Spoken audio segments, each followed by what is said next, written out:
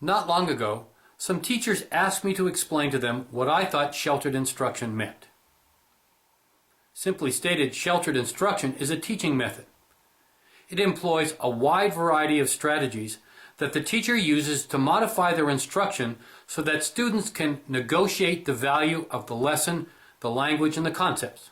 The best way to teach a language in school is to provide meaningful context. And the simplest way to provide meaningful context in schools is to embed it in content.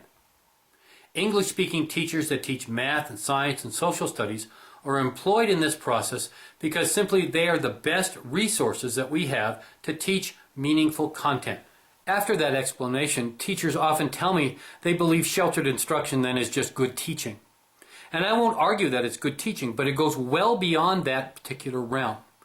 Teachers must understand the application of language, the acquisition of language, the stages of language development, what influences productivity, what influences negative productivity.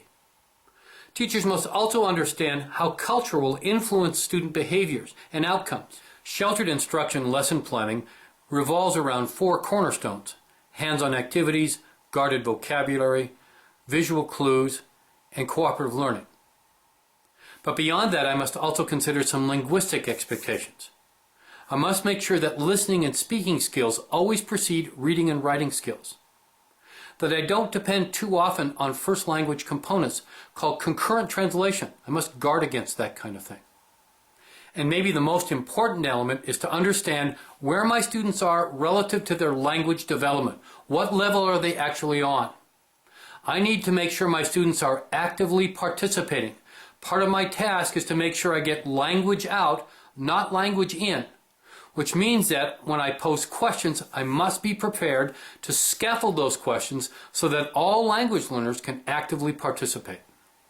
Inevitably, every component of the lesson needs to be carefully considered and planned. To sum up, sheltered instruction is a teaching method that uses a variety of applications that surround 4 cornerstones.